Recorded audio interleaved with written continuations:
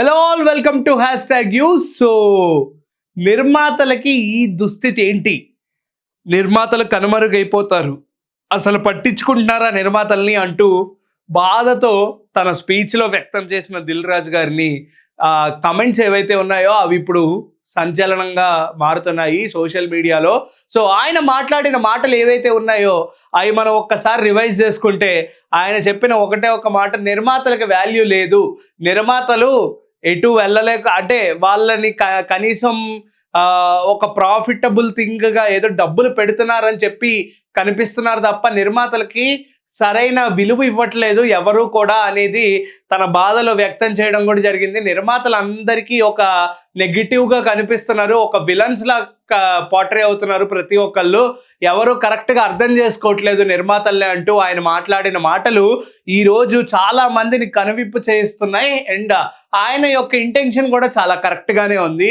ఎందుకంటే ఒక నిర్మాత అనేవాడు జస్ట్ డబ్బులు పెట్టడానికి మాత్రమే పనికొస్తాడా? ఇంకా మిగతా వాటికి నిర్మాతని కనీసం ఒక మనిషిలా కూడా ట్రీట్ చేయరు అనే మాటలు కూడా చాలా వైరల్ అవుతున్నాయి. అండ్ ఆయన చెప్పిన పాయింట్లో మనం ఇంకొకటి అర్థం చేసుకోవాల్సిన థింగ్ ఏంటంటే, డబ్బులు పెట్టడానికి మాత్రమే నిర్మాత, కానీ నష్టాలను భరించేవాడు కూడా నిర్మాతే.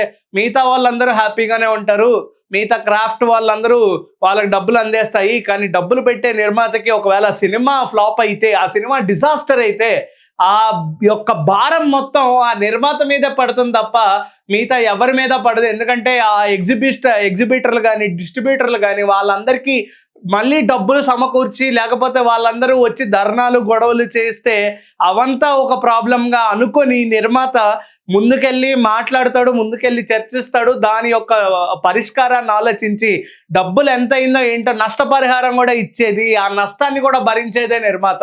సో అది కూడా ఆలోచించకుండా కొంచెం మనిషిలా కూడా ట్రీట్ చేయట్లేదు అని ఏవైతే ఆయన మాటలు ఉన్నాయో చాలా బాధాకరంగా ఉన్నాయి, చాలా ఎమోషనల్గా మాట్లాడారు దిల్ రాజు గారు. అండ్ ఇంకొక దాని మీద కంపేర్ చేస్తూ అట్లూరి పూర్ణచంద్రరావు గారు ఎవరైతే ఉన్నారో ఒక బిగ్గెస్ట్ ప్రొడ్యూసర్, ఆయనను చూసి చాలా ఇన్స్పైర్ అయ్యేవాడిని నేను. అండ్ ఆయన ఇంకొక వైరల్ థింగ్ కూడా మనకైతే చెప్పడం జరిగింది. దిల్ సినిమా షూటింగ్ టైంలో ఆయనని అట్లూరి పూర్ణచంద్రరావు గారిని దిల్ రాజు గారు చాలా ఒక ఇన్స్పిరేషన్గా చూస్తుంటారు. మనకు కూడా మన ఫేవరెట్ హీరోస్ ఉంటారు కదా, సో అలాగే ఆయన స్ట్రీమ్లో, ప్రొడక్షన్ స్ట్రీమ్లో, ప్రొడ్యూసర్ స్ట్రీమ్లో అలాంటి ఒక ఇన్స్పిరేషనల్ ప్రొడ్యూసర్ వచ్చేసి అట్లూరి పూర్ణచంద్రరావు గారు. సో అటువంటి ఆయనకిచ్చే ఆయన అప్పట్లో సినిమాలో ఉండే స్థాయి ఏదైతే ఉందో, ఆయన సినిమాలు ప్రొడ్యూస్ చేసినప్పుడు ఒక నిర్మాతకి ఇంత రెస్పెక్ట్ ఉండేదా అనుకునే రోజులవి. అటువంటి రిసెప్షన్, అటువంటి రెస్పెక్ట్ ఇప్పుడున్న ప్రొడ్యూసర్స్కి మాత్రం దొరకలేకపోతుంది. అది ఎవరు గుర్తించట్లేదు అని చెప్పే ఏవైతే నాడు నేడు అని పోలుస్తూ ఆయన నిర్మాతల గురించి మాట్లాడే మాటలు ఇప్పుడు వైరల్ అవుతున్నాయి. అండ్ ఒక హీరో వల్ల ఒక సినిమా అనేది ఫ్లాప్ అవుతుంది కూడా ఆయన ఇండైరెక్ట్గా చెప్పారు. ఎందుకంటే ఆల్రెడీ ఆయన ఫేస్ చేశారు, ఆ హీరో మీద ఆల్రెడీ చాలా ఎక్స్పెక్టేషన్స్ పెట్టుకుని 300 to 350 crores పెట్టారు, బట్ ఆ హీరో అది సాధించలేకపోయారు. అంటే సినిమాలో కంటెంట్ కూడా సాధించలేకపోయింది. బట్ చూసుకుంటే ఈ హీరో కూడా ఒక బిగ్గెస్ట్ స్టారే టాలీవుడ్లో, అండ్ డైరెక్టర్ కూడా కాలీవుడ్లో బిగ్గెస్ట్ స్టార్. బట్ ఆ సినిమా సరిగ్గా ఆడలేదు. దాని తర్వాత వచ్చిన వెంకటేష్ గారి సినిమా ఆడింది అండ్ దిల్ రాజు గారిని ఒక రకంగా బతికిచ్చిందని చెప్పొచ్చు. ఒక ఆక్సిజన్ లాగా సంక్రాంతికి వస్తున్న సినిమా అనేది నడిచింది. ఇఫ్ ఇన్ కేస్ ఆ ఒక్క సినిమానే రిలీజ్ అయ్యి ఉంటే, దాని పేర్లు నేను చెప్పలేకపోతున్నాను, ఆ ఒక్క సినిమానే రిలీజ్ అయ్యి ఉంటే ఇది ఎంత దూరం వెళ్ళేదో, ఎంత దారుణానికి గురి తీసేదో మనం ఆలోచించుకోవాల్సిన విషయమే.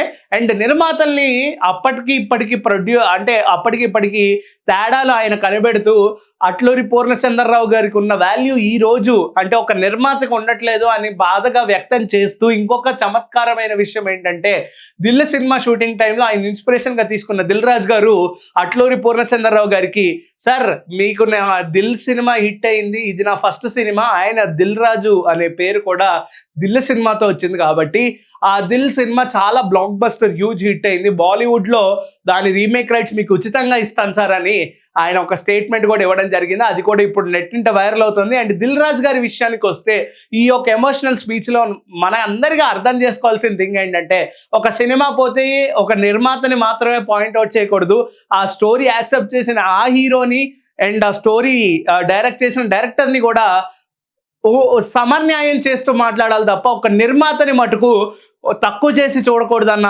ఏవైతే ఆయన మాటలు ఉన్నాయో అండ్ రెస్పెక్ట్ ఇవ్వాలి ఒక నిర్మాతకి అనే ఒక పాయింట్ ఏదైతే ఉందో అది ఖచ్చితంగా మనందరం ఆలోచించాల్సిన విషయమే. అండ్ దాని మీద ఈ స్టేట్మెంట్స్ మీద మీ యొక్క పాయింట్ ఏంటి? అండ్ ఇఫ్ ఇన్ కేస్ ఆ ఒక్క సినిమా హీరో ఒక్క సినిమానే సంక్రాంతికి వచ్చుంటే ఇంకెన్ని దారుణాలు జరిగేవో మీరేమనుకుంటున్నారు అనేది ఖచ్చితంగా కింద అయితే కామెంట్ చేయండి. Until then keep watching #. This is Karthik signing of.